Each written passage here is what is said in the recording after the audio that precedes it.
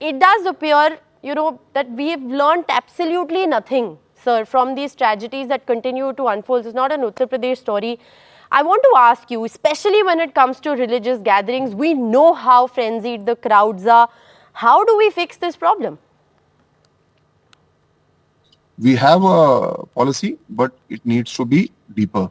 So Yogi ji has instructed us to prepare a plan, which would be in three parts. One, what are the normal arrangements? For example, if there are 1,000 people coming in or there are 1 lakh people coming in, how many liters of clean drinking water should be there?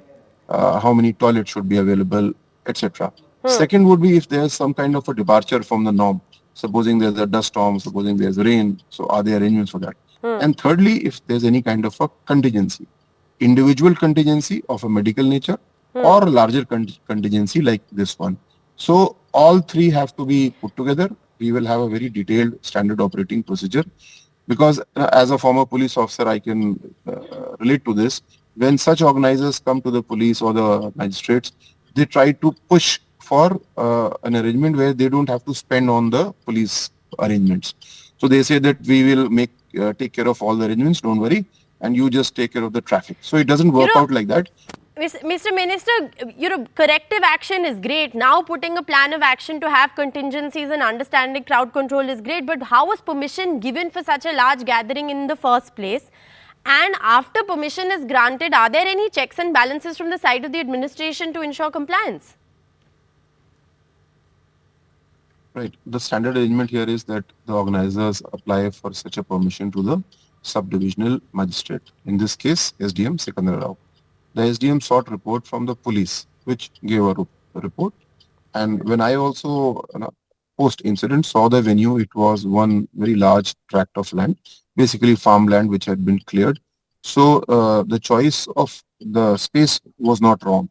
But there needs to be a very detailed exercise about how many inlet outlets should there be. That clearly was not done.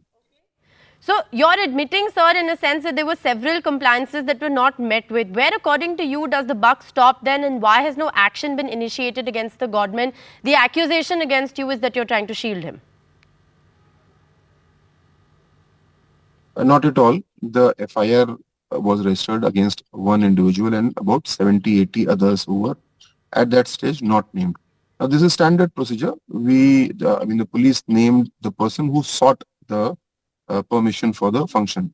So this person alone is not responsible. There's a whole bunch of people who are handling the situation. Now, I'm sure when the police will do a more detailed investigation, which it is doing, the sevadars, the people in black uniforms, they clearly used force in a manner which they should not have. So we did not have names of those people. So one person who is a prime organizer was named, and everyone else, including Bhole Baba, is part of the scanner. Okay, so you're saying, thank you very much, sir, for speaking with NDTV.